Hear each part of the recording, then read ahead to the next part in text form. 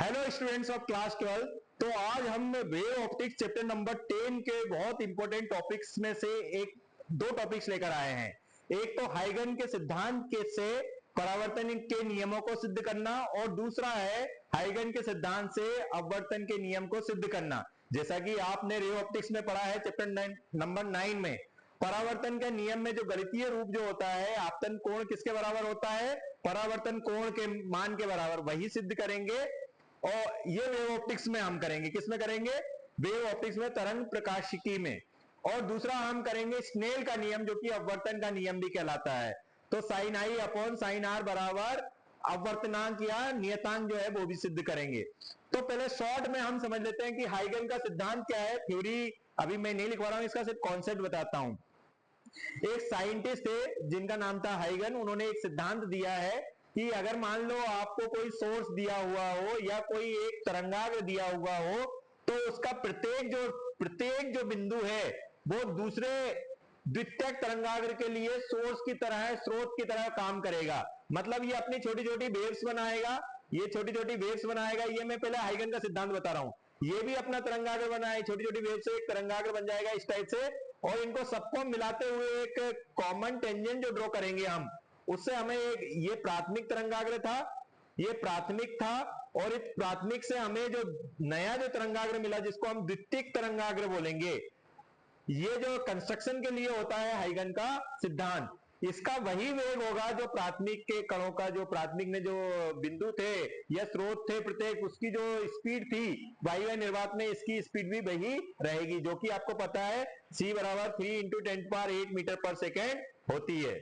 चलो, ये तो हाइगन का सिद्धांत था। मेन हमारा टॉपिक ये ना होकर मेन हमारा टॉपिक है ये, और ये टॉपिक का नाम है प्रकाश का परावर्तन। क्या है बच्चों? प्रकाश का परावर्तन। लेकिन प्रकाश का परावर्तन का नियम या परावर्तन का नियम सिद्ध करना है, किससे करना है हमें? ये हमें करना है हाइगन के सिद्धांत से। हाइगन के सिद्धांत से, हमें ये सिद्ध करके बताना है, हाइगन के सिद्धांत से।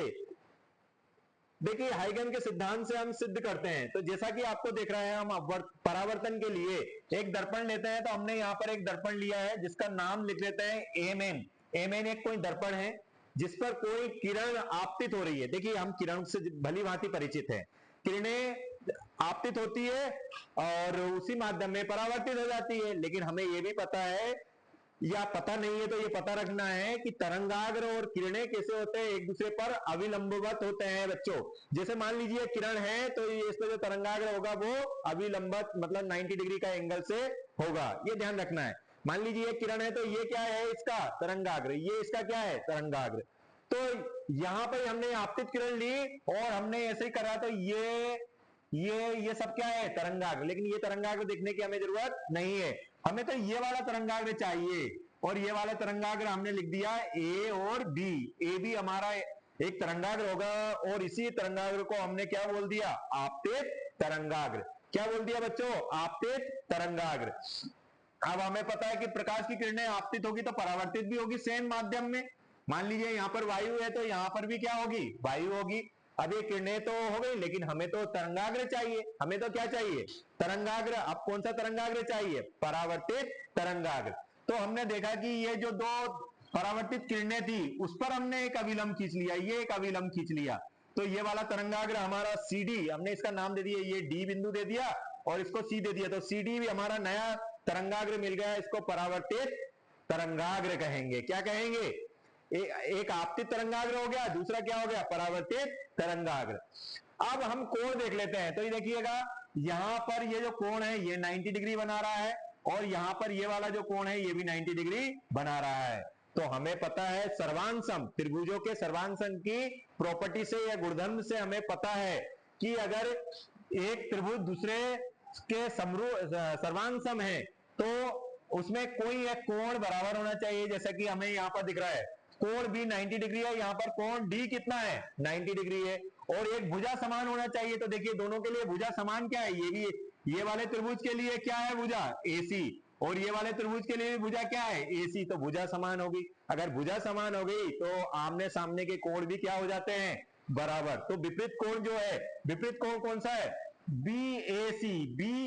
AC और यहां पर ये कोण है वो कौन सा है, आपतन कोण, और कोण DCA मतलब ये वाला, ये DCA,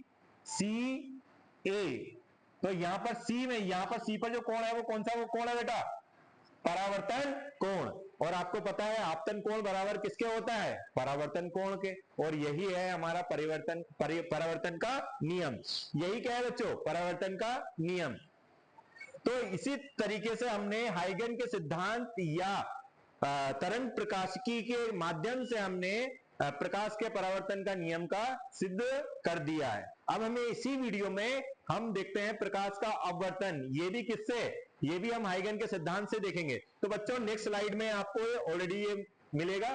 तो अब ये देखिए, इसमें हम लिख देते हैं प्रकाश का अपवर्तन, और प्रकाश का अपवर्तन का नियम हमें सिद्ध करना है। और प्रकाश के अपवर्तन का नियम जो हमारा होता है वो स्नेल का नियम होता है, जो कि आपने रे ऑप्टिक्स में अच्छे से पढ़ा है। साइन आपतन कोण बटे साइन अपवर्तन कोण बराबर नियतांक, और इसी नियतांक को हम क्या बोलते हैं, अपवर्तनांक। इसी नियतांक को क्या बोलते हैं, अपवर्तनांक।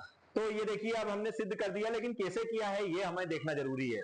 तो देखिएगा ये किरण क्या है, हमारी आपतित किरण है। ये वही ये वाला पार्ट तो वैसा का वैसा ही जैसा हमने देखा, लेकिन अब हमें पता है दो माध्यम लेने पड़ेंगे। एक हमने ऊपर वाला माध्यम ले लिया विरल, और नीचे वाला माध्यम क्या ले लिया, सघन। हमें एक बात तो पता है कि प्रकाश विरल माध्यम में तेजी से चलता है और सघन माध्यम में स्लो चलता है। तो हमने देखा कि अगर मान लीजिए टी समय लिया, हमने टी समय लिया, इसमें इतनी दूरी BC की, तो उतने ही समय में इसमें दूरी कम दूरी तय की AD। लेकिन चाल इसमें हमें पता है कि सघन माध्यम में चाल कम होती है और विरल माध्यम में ज्यादा होती है। विरल माध्यम की चाल को हमने V1 बोल दिया और सघन माध्यम की चाल को क्या बोल दिया, V2 बोल दिया।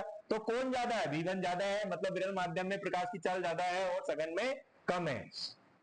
तो हमने फिर इसमें किसका यूज किया, हमने फिर इसमें यूज किया आपके हाइगन के तरंगिका सिद्धांत जो था उसको हमने यूज किया। तो हमें एक नया तरंगाग्र मिल गया, और जो नया तरंगाग्र मिला, इस तरंगाग्र को हमने, देखिए एक तो आपको आपतित तरंगाग्र मिला और एक आपको मिल गया अपवर्तित तरंगाग्र। और अपवर्तित तरंगाग्र हमारा क्या हो गया, अपवर्तित तरंगाग्र को हम यहां पर क्या बोल देंगे बच्चों, इसको बोल देते हैं CD। ये वाला जो तरंगाग्र है ये हो गया आपका अपवर्तित तरंगाग्र।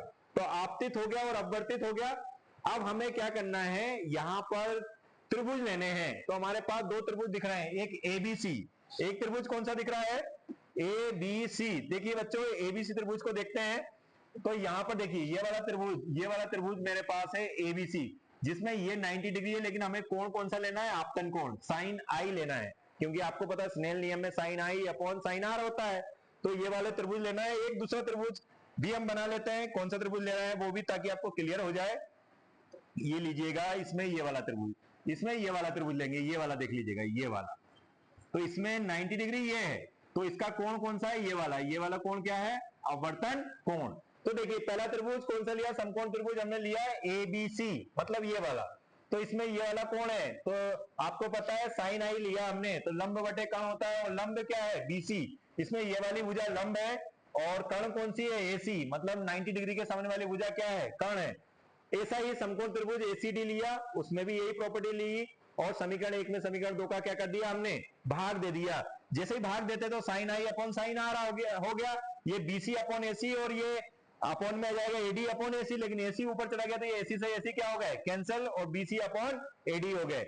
अब BC क्या है बेटा, तो BC एक दूरी है, और दूरी हमें पता है, दूरी को हम लिख सकते हैं, दूरी बराबर होता है चाल इंटू समय। चाल इंटू समय, दूरी क्या होती है, चाल इंटू समय। इसमें चाल क्या थी, V1, और समय क्या था, T। तो ऐसे करके हमने दूरी BC का मान लिखा, तो V1T हो गया।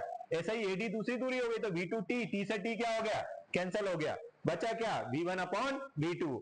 और आपको पता है जब हमने अपवर्तनांक लिखा था, म्यू इज इक्वल टू होता है V1 अपॉन V2। इसको हम लिख देते हैं सेकेंड फर्स्ट, मतलब ये अपवर्तनांक की परिभाषा से हमने पढ़ा था रे ऑप्टिक्स में ऑलरेडी। तो इसी को हम लिख सकते हैं नियतांक, इसी को क्या लिख सकते हैं, और यही हमारा क्या है, स्नेल का नियम है। मतलब हमने हाइगन के सिद्धांत के अनुसार परावर्तन के नियम को भी सिद्ध कर दिया, और अपवर्तन के नियम जो स्नेल का नियम है उसको भी सिद्ध कर दिया। आई होप दोनों डेरिवेशन आपको समझ में आ जाएंगे, नहीं आए तो आप कमेंट बॉक्स में पूछ सकते हैं, मेरे स्टूडेंट मुझे क्लास में भी पूछ सकते हैं। Thank you.